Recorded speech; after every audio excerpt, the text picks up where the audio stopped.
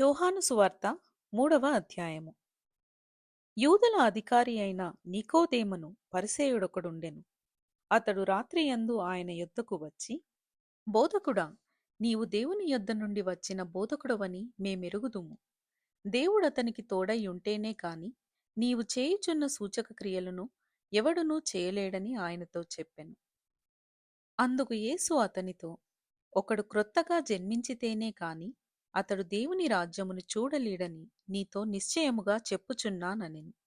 అందుకు నికోదేము, ముసలివాడనైన మనుష్యుడెలాగు జన్మింపగలడు? రెండవ మారు తల్లి గర్భమందు ప్రవేశించి జన్మింపగలడా అని ఆయనను అడుగగా, యేసు ఇట్లనెను, ఒకడు నీటి మూలముగాను ఆత్మ మూలముగాను జన్మించితేనే కాని దేవుని రాజ్యములో ప్రవేశింపలేడని నీతో నిశ్చయముగా చెప్పుచున్నాను. శరీర మూలముగా జన్మించినది శరీరమును, ఆత్మ మూలముగా జన్మించినది ఆత్మయునై ఉన్నది. మీరు క్రొత్తగా జన్మింపవలెనని నేను నీతో చెప్పినందుకు ఆశ్చర్యపడవద్దు. గాలి తనకిష్టమైన చోటను విసరును. నీవు దాని శబ్దము విందువే కాని అది ఎక్కడ నుండి వచ్చెనో ఎక్కడికి పోవునో నీకు తెలియదు. ఆత్మమూలముగా జన్మించిన ప్రతివాడును అలాగేయున్నాడనెను. అందుకు నికోదేము, ఈ సంగతులెలాగు సాధ్యములని ఆయనను అడుగగా, యేసు ఇట్లనెను, నీవు ఇశ్రాయేలుకు బోధకుడవై ఉండి వీటిని ఎరుగవా? మేము ఎరిగిన సంగతియే చెప్పుచున్నాము, చూచిన దానికే సాక్ష్యమిచ్చుచున్నాము. ఈ సాక్ష్యము మీరంగీకరింపరని నీతో నిశ్చయముగా చెప్పుచున్నాను. భూసంబంధమైన సంగతులు నేను మీతో చెప్పితే మీరు నమ్మకున్నప్పుడు పరలోక సంబంధమైనవి మీతో చెప్పిన ఎడల ఎలాగు నమ్ముదురు? మరియు పరలోకము నుండి దిగివచ్చిన వాడే, అనగా పరలోకములో ఉండు మనుష్య కుమారుడే తప్ప పరలోకమునకు ఎక్కిపోయిన వాడెవడునూ లేడు. అరణ్యములో మోషే సర్పమును ఎలాగు ఎత్తెనో అలాగే విశ్వసించు ప్రతివాడును నశింపక ఆయన ద్వారా నిత్యజీవము పొందునట్లు మనుష్య కుమారుడు ఎత్తబడవలెను.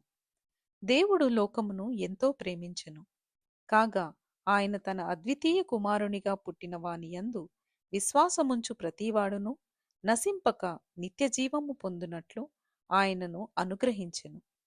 లోకము తన కుమారుని ద్వారా రక్షణ పొందుటకే గాని లోకమునకు తీర్పు తీర్చుటకు దేవుడు ఆయనను లోకములోనికి పంపలేదు. ఆయన యందు విశ్వాసముంచువానికి తీర్పు తీర్చబడదు. విశ్వసింపనివాడు దేవుని అద్వితీయ కుమారుని నామమందు విశ్వాసముంచలేదు గనుక వానికి ఇంతకు మునుపే తీర్పు తీర్చబడెను. ఆ తీర్పు ఇదే: వెలుగు లోకంలోనికి వచ్చెను కాని తమ క్రియలు చెడ్డవైనందున మనుష్యులు వెలుగును ప్రేమింపక చీకటినే ప్రేమించిరి. దుష్కార్యము చేయు ప్రతివాడు వెలుగును ద్వేషించును, తన క్రియలు దుష్క్రియలుగా కనబడకుండునట్లు వెలుగునొద్దకు రాడు. సత్యవర్తనుడైతే తన క్రియలు దేవుని మూలముగా చేయబడియున్నవని ప్రత్యక్షపరచబడునట్లు వెలుగునొద్దకు వచ్చును. అటు తరువాత యేసు తన శిష్యులతో కూడా యూదయ దేశమునకు వచ్చి అక్కడ వారితో కాలము గడుపుచు బాప్తిస్మమిచ్చుచూ నుండెను. సలీము దగ్గరనున్న ఐనోనను స్థలమున నీళ్లు విస్తారముగా ఉండెను గనుక యోహాను కూడా అక్కడ బాప్తిస్మమిచ్చుచూ ఉండెను. జనులు వచ్చి బాప్తిస్మము పొందిరి. యోహాను ఇంకనూ చెరసాలలో వేయబడి ఉండలేదు. శుద్ధీకరణాచారమును గూర్చి యోహాను శిష్యులకు ఒక యూదునితో వివాదము పుట్టెను. కనుక వారు యోహాను నొద్దకు వచ్చి, బోధకుడా, ఎవడు యొర్దానుకు అవతల నీతో కూడా ఉండెనో నీవెవని గూర్చి సాక్ష్యమిచ్చితివో ఇదిగో ఆయన బాప్తిస్మమిచ్చుచున్నాడు, అందరూ ఆయన యొద్దకు వచ్చుచున్నారని అతనితో చెప్పిరి. అందుకు యోహాను ఇట్లనెను, తనకు పరలోకము నుండి అనుగ్రహింపబడితేనే కాని ఎవడునూ ఏమియూ పొందనేరడు. నేను క్రీస్తును కాననియు ఆయన కంటే ముందుగా పంపబడిన వాడనే అనియు చెప్పినట్టు మీరే నాకు సాక్షులు. పెండ్లి కుమార్తె గలవాడు పెండ్లి కుమారుడు. అయితే నిలువబడి పెండ్లి కుమారుని స్వరము వినడి స్నేహితుడు ఆ పెండ్లి కుమారుని స్వరము విని మిక్కిలి సంతోషించును. ఈ నా సంతోషము పరిపూర్ణమై ఉన్నది. ఆయన హెచ్చవలసి ఉన్నది, నేను తగ్గవలసి ఉన్నది. పైనుండి వచ్చువాడు అందరికీ పైనున్నవాడు, భూమి నుండి వచ్చువాడు భూసంబంధియై భూసంబంధమైన సంగతులను గూర్చి మాటలాడును.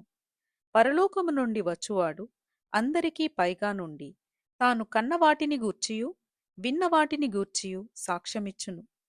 ఆయన సాక్ష్యము ఎవడునూ అంగీకరింపడు. ఆయన సాక్ష్యము అంగీకరించినవాడు దేవుడు సత్యవంతుడను మాటకు ముద్ర వేసి ఉన్నాడు.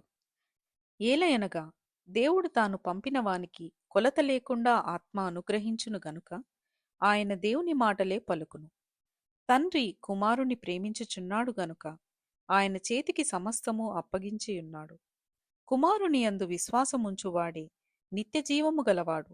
కుమారునికి విధేయుడు కానివాడు జీవము చూడడు గాని దేవుని ఉగ్రత వాని మీద నిలిచియుండును. ఇంతటితో 3వ అధ్యాయము ముగింపు.